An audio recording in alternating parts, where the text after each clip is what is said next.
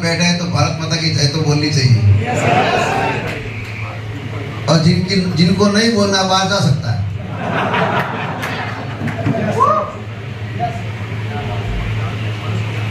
लगभग 2 दिन से आप हमारे मेहमान हैं और नाव स्टार परिवार की तरफ से पूरे इंडिया से आए हुए सभी हमारे नाव स्टार के सभी सोल्जर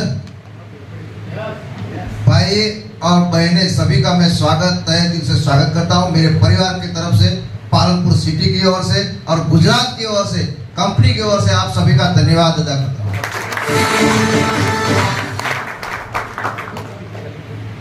2-3 दिन से जिनको बुलाया था उससे ज्यादा संख्या बढ़ गई है। इसके लिए अगर किसी को तकलीफ पड़ी होगी, ठहरने की तकलीफ पड़ी होगी, खाने पीने की भी तकलीफ पड़ी होगी और यहाँ पे बैठने की भी तकलीफ पड़ी होगी, ये तो दिख रहा है। मगर हाइट जो तकलीफ 2 दिन पहले जो पड़ी है मेरे को नहीं दिखी, मगर अब महसूस कर रहा हूँ कि आपको सभी को अगर कोई तकलीफ पड़ी है तो मैं 2 हाथ जोड़ के आपसे माफी मांगता हूँ। हो सकता है परिवार बढ़ता है तो पहले 1-2 आदमी को हम अपने सामने देख सकते हैं, उससे बात कर सकते हैं, मगर परिवार बढ़ता जाता है तब एक दूसरे की केयर लेने में थोड़ी तकलीफ पड़ती है।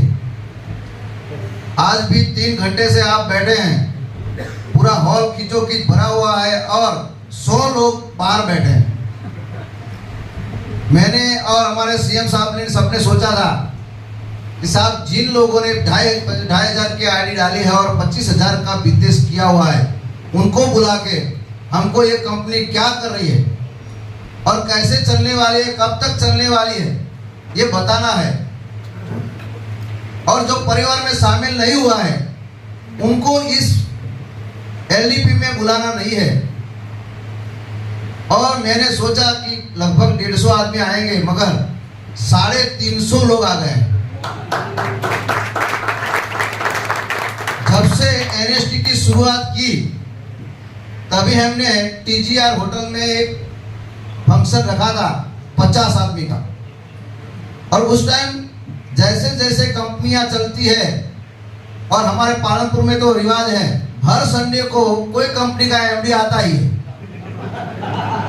कोई ना कोई होटल बुक होती है और पालनपुर वाले हर संडे को ढूंढते ही है आज कौन सा नया एमडी आया है, आज खाने को बा। तो ऐसे अनुभव के अंत में हमने भी सोचा था कि 50 आदमी को बुलाएंगे, लगभग 10-15 आदमी आएंगे और जिन लोगों ने एनएसटी में शामिल हुए हैं उनको ही लाना है। वैसा स्ट्रिक्ट करके पहली मीटिंग की थी और उस मीटिंग के अंदर पास दिए थे और मोबाइल बाहर एंट्री के बाहर रखवाए थे। मैं संघ का स्वयं सेवक हूं, शिष्ट में मानता हूं। अगर एक भी बंदा मीटिंग के समय पर, तय किया हुआ समय पर नहीं आता है तो एक बंदे से मीटिंग शुरू होती है, मेरा संस्कार है। परिणाम जो भी आए, कुछ भी हो जाए, अगर कंपनी, ये तो कंपनी की बात है, मगर मैं संगठन का अंदर स्वयं सेवक भी हूं, साथ साथ में मेरे संगठन की जिम्मेदारी मेरे पास है। अभी पूरे उत्तर गुजरात की एसटी रोडवेज, नगर पालिका, जी बोर्ड, अगरिया और आंगनवाड़ी कर्मचारियों की प्रेसिडेंट की भी जिम्मेदारी मेरे पास है। और पहले दिन से जो संघ ने संस्कार दिए, सिद्धांत दिए, वो सिद्धांत कभी छोड़ता नहीं। ये जिंदगी का असूल बना दिया है। अगर जिंदगी भी चलनी है, लड़के भी नहीं मानते, फैमिली भी नहीं मानता, तो उसको भी छोड़ने के लिए हम तैयार हैं, मगर सिद्धांत नहीं छोड़ेंगे। इसलिए हमने तय किया कि मोबाइल सबको बाहर रखना है और इस इंडस्ट्री के अंदर मोबाइल बाहर रखना मरने से ज्यादा। लोगों को मोबाइल बाहर रखने की बात करेंगे तो बोलेंगे हमको मीटिंग नहीं करनी। क्यों? मोबाइल के अंदर अगर बहुत सारे एमडी आए, बोल के चले गए, ये रिकॉर्डिंग करना है हमको। वैसा तय करके आते हैं। और अगर एमडी घूम जाता है, फिर जाता है, तो रिकॉर्डिंग बताते हैं, ये आपने बोला था। मेरी ऐसी कोई सोच ही नहीं थी, ऐसा कोई सोचा नहीं था, मगर मैंने सिद्धांत तय किया था कि मैं बोल रहा हूं तब 10,000 लोग भी बैठे हैं, फिर भी किसी को खड़ा नहीं होना है, पहले तय करके बोलता हूं। अगर किसी को पहले मेरे बोलने से पहले अगर बाहर जाना है तो वो जा सकता है। और अगर मेरी तरफ से बोलने के बाद में अगर आपको कोई बात चुभती है, नहीं जचती है, तो बाद में मैं एड्रेस देता हूँ, रूम नंबर देता हूँ, उसके अंदर आके मेरे से बात कर सकते हैं। क्योंकि हम अकेले खड़े होंगे, कई दूसरे लोगों को डिस्टर्ब करेंगे। और मैं बोलने शुरू करता हूं, उससे पहले बोलता हूं कि मेरे बोलने की टाइम लिमिट 2 घंटा है पहले से। तो आप सभी यहाँ बैठे हैं, मेरे वडील भी हैं, मेरे से छोटे भी होंगे, बहनें भी बैठी हैं, सभी को निवेदन है कि आप सब लगभग आज 4 दिन पहले से घर से निकले हैं और गुजरात के अंदर आए हैं। सिर्फ गुजरात का ये एटमॉस्फेयर देखने के लिए नहीं आए, ओनली जर्नी करने के लिए नहीं आए।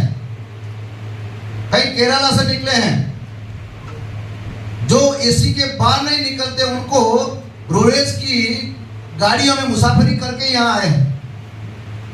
कई लोग गोवा से आए हैं, कई लोग राजस्थान से आए हैं, महाराष्ट्र से आए हैं, उत्तरांचल से आए हैं, बिहार से भी आए हैं, सभी जगह से लोग आए हैं।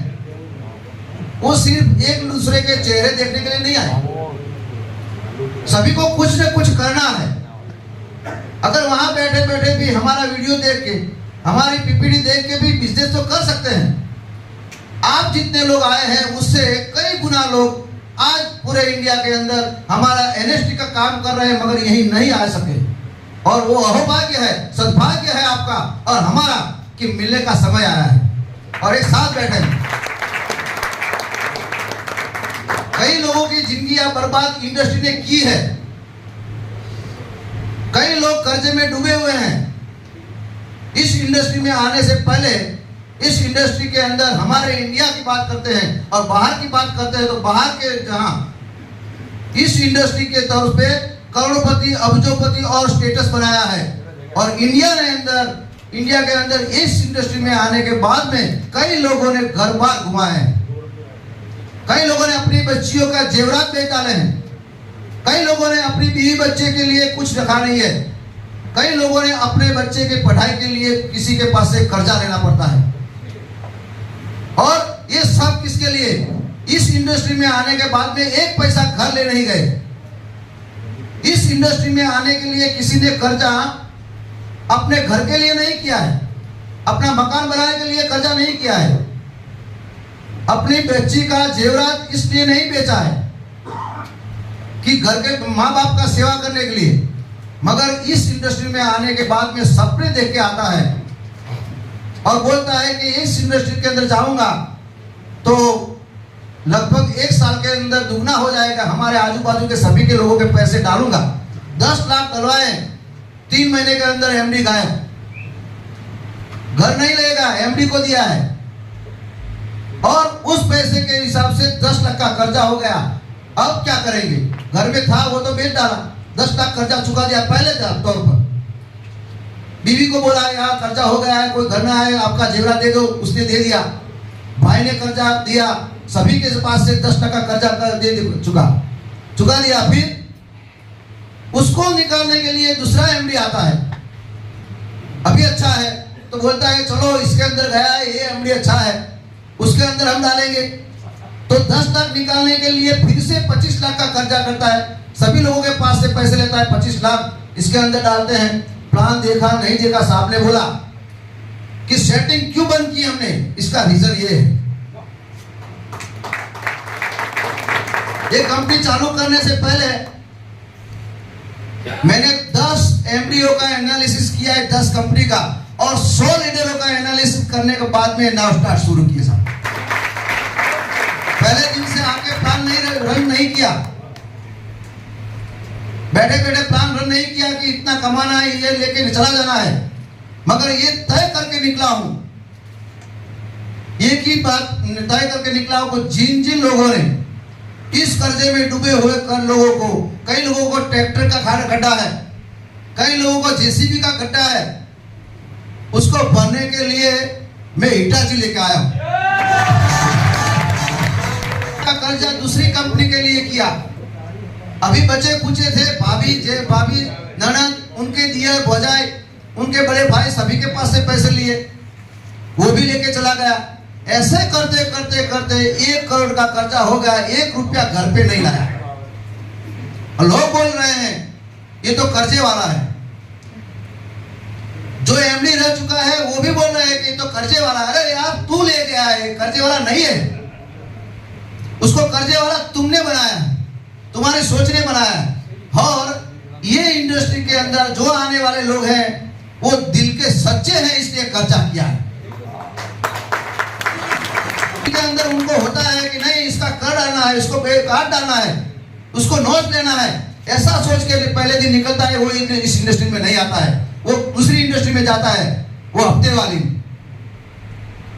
और मेरे को अनुभव हुआ है, 10 साल से मेरे को इस इंडस्ट्री का अनुभव है। सबसे स्वाभिमानी और सबसे ईमानदार आदमी जो भी है वो नेटवर्कर ही है। 10 लाख का कर्जा हुआ है और 1 करोड़ का कर्जा हुआ है, फिर भी वो होता है। कई बार पैसे नहीं होते हैं तो उसको मुंह भी नहीं दिखाते, मगर उसको उसके सामने जाते हैं। कर्जा हुआ है फिर भी गांव नहीं छोड़ता, गांव के अंदर जिसके पास से पैसे लिए उसके सामने जाता है, बोलता है आज मेरे पास पैसे नहीं है मगर मैं प्रयत्न कर रहा हूं, जब भी पैसे आएंगे मैं आपका पैसा वापस कर दूंगा, ऐसा बोलता है। वो इसको ईमानदारी बोलते हैं। और घर छोड़ के, गांव छोड़ के नहीं जाते। और कुदरत भगवान शिव उसकी सुनता ही है।